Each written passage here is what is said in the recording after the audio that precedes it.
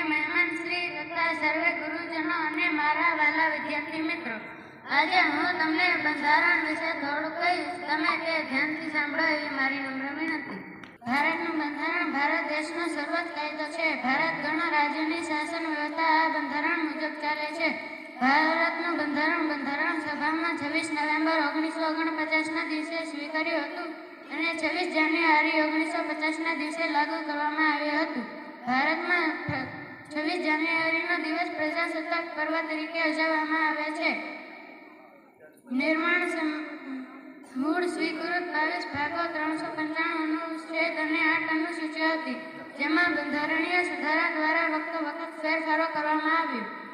ભારતનું આ બંધારણ વિશ્વના લોકતાંત્રિક દેશોના બંધારણ કરતાં સૌથી લાંબુ લેખિત બંધારણ છે.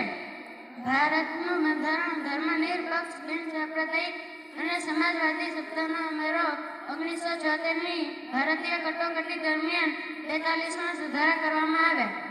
ભારતનું બંધારણ કલમ 370 મુજબ જમ્મુ અને કાશ્મીર લાગુ પડતું ન હતું, પરંતુ 2019માં તે હવે સમગ્ર ભારતમાં લાગુ પડે છે.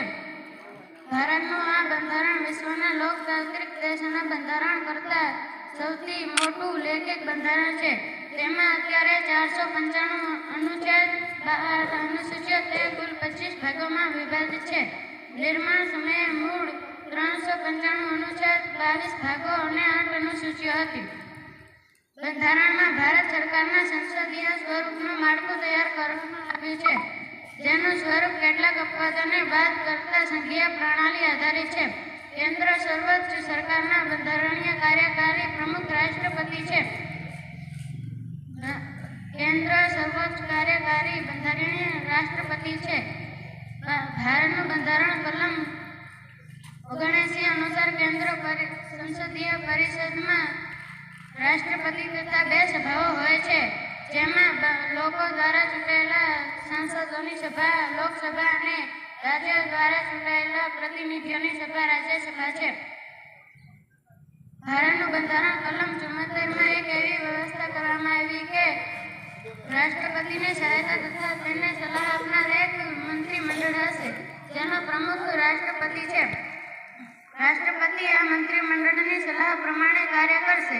ભારતના દરેક રાજ્યમાં વિધાનસભા તથા ધારાસભા હોય છે. લોકસભા તેની હેઠળ કાર્ય કરે છે. ઉત્તર પ્રદેશ, બિહાર, મહારાષ્ટ્ર, કર્ણાટક, આંધ્રપ્રદેશ અને તેલંગાણા આ વિધાનસભામાં કહેવામાં આવે છે. જ્યારે મુખ્યમંત્રી એ મંત્રીમંડળના વડા છે. મંત્રીમંડળ સામૂહિક રીતે ધારાસભ્ય કે વિધાનસભા દ્વારા નક્કી થાય છે. તે સભાના ઠરાવ મુજબ કાર્ય કરે છે. આ સભાના મંત્રીઓ તે સભાનો જ એક ભાગ છે. બેઠકની અધ્યક્ષને અલગથી નિમવામાં આવે છે.